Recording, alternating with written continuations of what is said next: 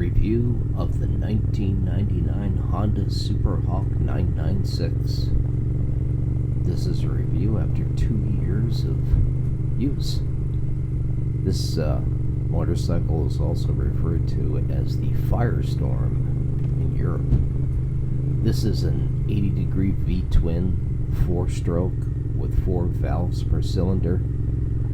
It has a carburetor and of course a choke, and it's liquid cooled with 2 big radiators, one on each side, each with its own fan. It has 100 horsepower at 9,000 RPMs and 72 foot-pounds of torque at 7,000 RPMs. It has a 4-gallon fuel tank and a dry weight of 423 pounds. The top speed is 154 miles per hour, and it does a quarter mile in 11 seconds. I bought this Superhawk with 10,000 miles on it 2 years ago, and it got a new chain, new hoses, new manual cam chain tensioners, and new tires. The front suspension was rebuilt, and the rear suspension was replaced with all new upgraded components.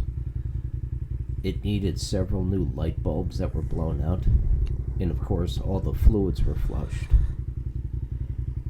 Early on, I also had to deal with some major backfiring and sputtering, which required a thorough cleaning and adjustment of the carburetor. And the carburetor, I am told, on this bike is the largest one ever put on a motorcycle. The thing is huge. Once all this work was done, the bike has run perfectly for the last 2,000 miles or so. The only issues have been a cracked muffler bracket and the gasket that's right under the gas tank cap had to be replaced. Both of those items were very inexpensive fixes. This particular bike came with an entire extra engine and carburetor and a whole bunch of other miscellaneous parts taken from a bike that was cannibalized to bring this one back to life. There are some very interesting features about this bike. First is the ergonomics are very similar to a Gixxer 600, except that this bike tracks better with a longer wheelbase and has a shallower front fork angle of attack. The second thing is this bike has an unusually low center of gravity, much lower than the Gixxer 600, and so even though this bike is more stretched out and heavier, its flickability is almost as good as the Gixxer 600. It feels very, very light. I know I am comparing apples and oranges, but I used to own a Gixxer 600, and I'm surprised. Excuse me. I'm surprised that this bike has similar ergonomics and flickability, being a twin liter bike, V-twin liter bike. The third thing that's kind of unusual about the bike is this has tremendous acceleration from 40 to 80 miles an hour. It's shockingly quick from about 3,000 to 9,000 RPMs. The throttle and clutch require quite a bit of finesse to prevent lurching and wheelies. However, they are nowhere near as touchy as they are on my Honda VTR1000RR, so everything is relative. The suspension is very tight and sporty, and the brakes are powerful. This Superhawk always feels planted and excels in the twisties. I think a lot of this has to do with the perfect weight distribution. But of course, the brakes and suspension on this particular bike have been upgraded, so your experience may differ. Another notable feature of this bike is the extremely minimal vibration through the handlebars, seat, and foot pegs. The 90-degree V-twin design cancels out vibration. What a difference between this and a Harley. Another notable feature of this bike is the wind coverage is exceptionally good for a sport bike. Like the Gixxer 600, this is one of those bikes that you sit in instead of on top of.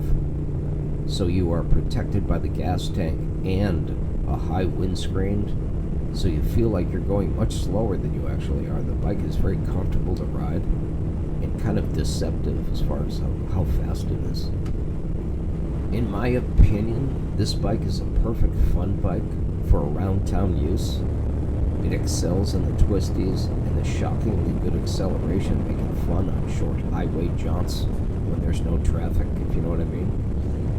I can't recommend this bike as a trip bike because of poor gas mileage and a pretty small fuel tank. Obviously, being an older bike, this bike has no ABS or rider modes or traction control. There is no fuel gauge or gear selector gauge.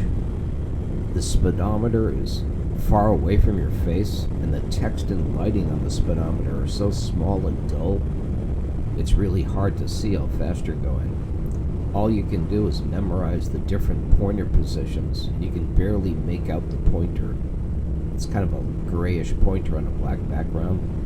Meanwhile, the tachometer, having a white background, is much easier to see.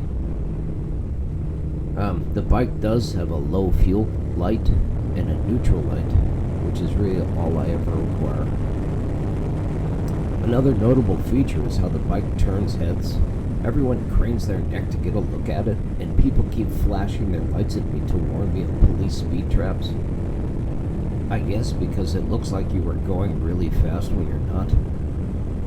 It's weird because I don't get this reaction on my Honda VTR1000RR.